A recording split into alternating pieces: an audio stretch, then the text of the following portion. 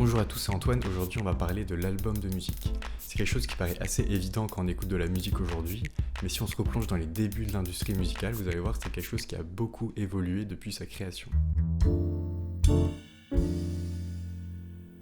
Dans cette vidéo, vous allez découvrir quels ont été les premiers albums à voir le jour, comment on est passé du format single au format longue durée qui est l'album, et je finirai par aborder le sujet du concept album, qui est vraiment un cas particulier où on a un fil conducteur et une cohésion entre chaque morceau.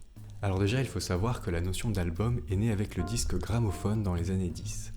Avant, même si on parle d'industrie du disque, c'est en réalité une industrie du cylindre, car on écoute de la musique avec des objets comme le phonographe ou le graphophone, qui fonctionnent avec un cylindre qui tourne sur lui-même.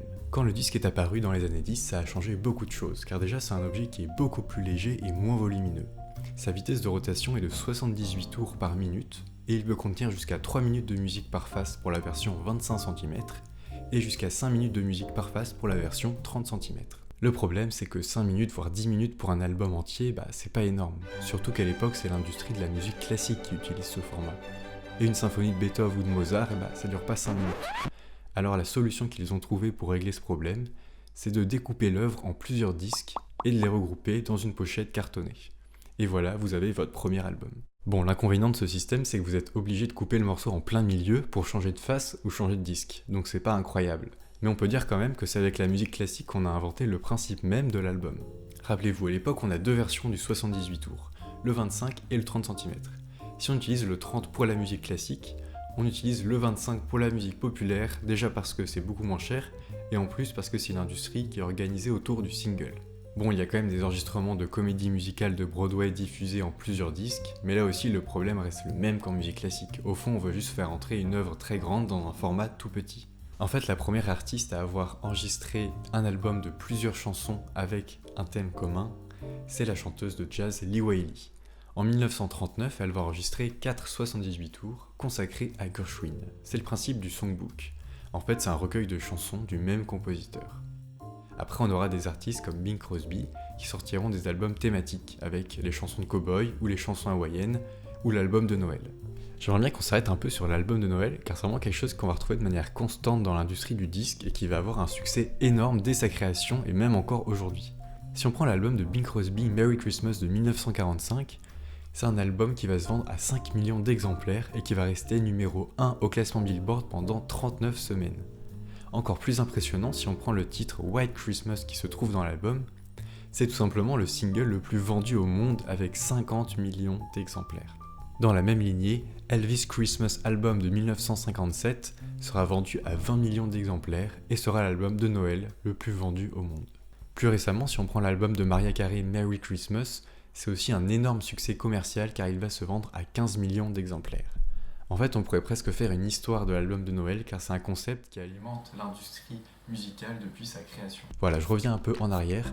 Lorsque le 33 tours sort en 1948, les artistes peuvent enfin enregistrer jusqu'à 20 minutes de musique par face, ce qui est énorme pour l'époque. Les premiers à exploiter le format songbook sur 33 tours sont les chanteurs et chanteuses de jazz, notamment Ella Fitzgerald qui va enregistrer une série de 8 albums, chacun dédié à un compositeur différent. En fait, si je reviens à l'album de Bing Crosby de 1945, on pourrait presque dire que c'est le premier album de l'histoire, dans le sens où on a vraiment un thème unificateur qui est Noël et pas juste une série de chansons d'un même compositeur. On s'aperçoit alors que cette formule d'album de Noël, en plus d'être un énorme succès commercial, est à l'origine du concept même d'album. Alors si on résume, on a d'abord le 78 tours dans les années 20 qui est presque réservé exclusivement à la vente de chansons à l'unité. On a aussi la chanteuse de jazz Lee Wiley qui sort en 1939 le premier album à thème sur 78 tours consacré aux compositions de Gershwin. En 1948, le 33 tours permet d'enregistrer jusqu'à 20 minutes par face. Ce sont principalement les chanteuses de jazz et les crooners qui utiliseront ce format pour sortir des songbooks ou des albums à thème. Voilà, maintenant que vous en savez un peu plus sur l'histoire de l'album, j'aimerais qu'on aborde la notion de concept album. Oui, parce que compiler une série de chansons de Noël, c'est assez rudimentaire comme fil conducteur. Ce qui va vraiment changer la donne dans les années 50-60, c'est la façon dont les artistes vont transformer un format de diffusion en un format de création. En fait, ils vont plus penser l'album comme un simple support pour diffuser une série de singles, mais ils vont profiter des avantages du 33 tours pour se concentrer sur le format longue durée. D'ailleurs, cette tendance pour le format longue durée se manifeste dans la croissance des ventes d'albums qui vont dépasser la vente de singles à partir de 1967. Tout d'abord, qu'est-ce qu'un concept album? C'est surtout dans la culture rock des années 60 que va émerger le terme de concept album. Roy Shucker propose en 1998 la définition suivante. Les concept albums sont unifiés par un thème qui peut être instrumental, compositionnel, narratif ou relatif aux paroles. Sous cette forme, l'album a évolué d'un recueil de chansons hétérogènes en un récit organisé autour d'un thème unique, les chansons s'enchaînant les unes aux autres. Et devinez quoi, un des premiers concept albums, c'est un album de Noël, et oui, encore une fois.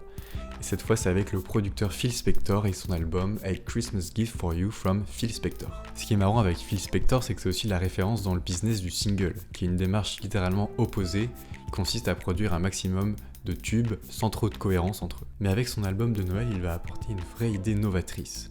En fait, ce qu'il va faire sur cet album, ça peut paraître complètement anodin aujourd'hui, mais c'est ce qui va apporter une cohésion qu'on n'avait encore jamais entendue. Cette innovation, c'est tout simplement un dernier extrait à la fin de l'album, où Phil Spector parle à l'auditeur, il remercie les artistes qui ont participé à l'enregistrement, et souhaite un joyeux Noël.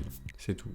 Ça a l'air de rien, mais c'est la première fois qu'un discours vient unifier et apporter de la cohérence à une série de chansons dans un album. Mais un des prétendants les plus sérieux au titre de premier concept album, c'est l'album des Beatles, Sgt Pepper's Lonely Hearts Club Band. Pourquoi ? Parce qu'il réunit à lui seul tous les critères qui définissent le concept album, c'est-à-dire la cohérence thématique, la cohérence sonore, la suppression des décrochements et le remerciement de fin. La cohérence thématique, c'est tout simplement le thème unificateur de l'album. Là en l'occurrence, c'est un musical dont la tête d'affiche est un groupe qui s'appelle Sgt Pepper's Lonely Hearts Club Band. La cohérence sonore, c'est la façon dont ils vont enregistrer l'album. Ça va être étalé sur 5 mois, et la plupart des chansons seront arrangées tout au long des sessions d'enregistrement. Certains morceaux seront même composés directement en studio dans le feu de l'action. La suppression des décrochements, c'est tout simplement la manière dont les morceaux s'enchaînent. On va avoir par moments des applaudissements entre les chansons, ce qui va créer un flux continu sans interruption. Et enfin, comme pour l'album de Noël de Phil Spector, on a des remerciements de fin, mais là ça va être un véritable morceau qui est en fait l'avant-dernier de l'album, et on a des paroles du style « J'espère que le spectacle vous a plu » ou « Nous sommes désolés mais nous allons devoir y aller ». Donc ça c'était pour les années 60, si on regarde dans les années 70, après on a des groupes comme Pink Floyd qui vont vraiment s'approprier le format et créer des concept albums très aboutis comme Animals ou The Wall. Bon, je vais pas rentrer plus en détail dans la musique des Pink Floyd, ce serait beaucoup trop long, mais je ferai sûrement une vidéo entière sur ce groupe. D'ailleurs dans les commentaires, n'hésitez pas à me dire si vous avez un sujet qui vous intéresse particulièrement, je prends note. Voilà, cet épisode est terminé, j'espère que vous avez appris des choses, n'hésitez pas à checker mes autres vidéos, à vous abonner à ma chaîne et on se retrouve dans 2 semaines pour une nouvelle vidéo. Merci, ciao.